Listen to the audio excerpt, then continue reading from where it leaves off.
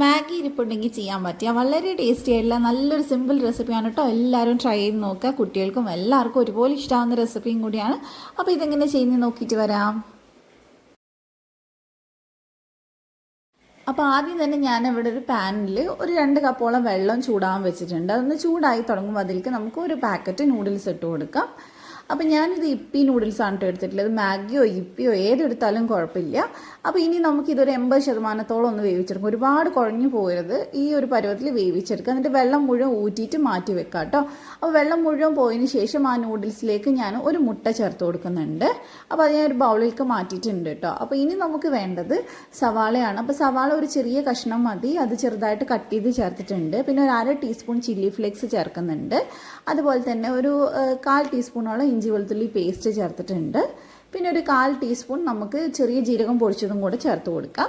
പിന്നെ ഏതാണോ നൂഡിൽസ് എടുത്തത് അതിൻ്റെ മസാല മുഴുവനായിട്ട് ചേർത്ത് കൊടുക്കാം. അപ്പോൾ ഇപ്പി ആയതുകൊണ്ട് ഞാൻ അത് മസാല എടുത്തിട്ടുണ്ട്. മല്ലിയിലുണ്ടെങ്കിൽ അത് ചേർക്കാം, ഇല്ലേ കറിവേപ്പില കുറച്ച് ചേർക്കാം. ഇനി നമുക്ക് വേണ്ടത് മൈദപ്പൊടിയാണ്. മൈദ ഇല്ലെങ്കിൽ അരിപ്പൊടി വേണമെങ്കിലും എടുക്കാം കേട്ടോ, ഇല്ലെങ്കിൽ ഗോതമ്പൊടി എടുക്കാം. ഞാൻ 2 ടേബിൾ സ്പൂണാണ് എടുത്തിട്ടുള്ളത്. നന്നായിട്ട് നമുക്കിതൊന്ന് മിക്സ് ചെയ്തെടുക്കാം.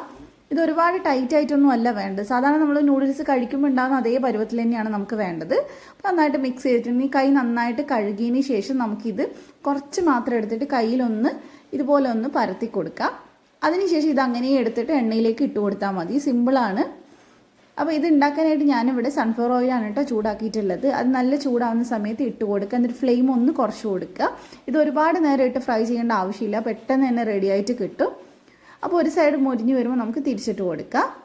ഇത് പുറമൊക്കെ നല്ല ക്രിസ്പി ആയിട്ടാണ് ഉണ്ടാവുക, മാഗി ആയതുകൊണ്ട് തന്നെ. അപ്പോൾ 2 സൈഡും റെഡി ആയിട്ടുണ്ട്. ഇനി നമുക്കിത് എടുത്ത് മാറ്റാം. ഇത് നല്ല ടൊമാറ്റോ സോസിൻ്റെ കൂടെ വേണേൽ സെർവ് ചെയ്യാം. ഒന്നും ഇല്ലെങ്കിലും നല്ല ടേസ്റ്റാണ്. അപ്പോൾ പുറം ഭാഗമൊക്കെ നല്ല ക്രിസ്പി ആയിട്ട് ഉള്ളിൽ നല്ല സോഫ്റ്റ് ആയിട്ടാണ് ഉണ്ടാവുക. അപ്പോൾ എന്തായാലും ട്രൈ ചെയ്ത് നോക്കുക, ഇഷ്ടമാവും, ഉറപ്പാണ്. അപ്പോൾ നിങ്ങൾക്ക് റെസിപ്പി ഇഷ്ടമായിട്ടുണ്ടെങ്കിൽ ദിയാൻസ് കണ്ണൂർ കിച്ചൻ സബ്സ്ക്രൈബ് ചെയ്യണം. ഫേസ്ബുക്കിലാണ് കാണുന്നെങ്കിൽ പേജ് ഒന്ന് ഫോളോ ചെയ്ത് സപ്പോർട്ട് ചെയ്യുക. മറ്റൊരു നല്ല റെസിപ്പി ആയിട്ട് നമുക്ക് വീണ്ടും കാണാം. Thank you for watching.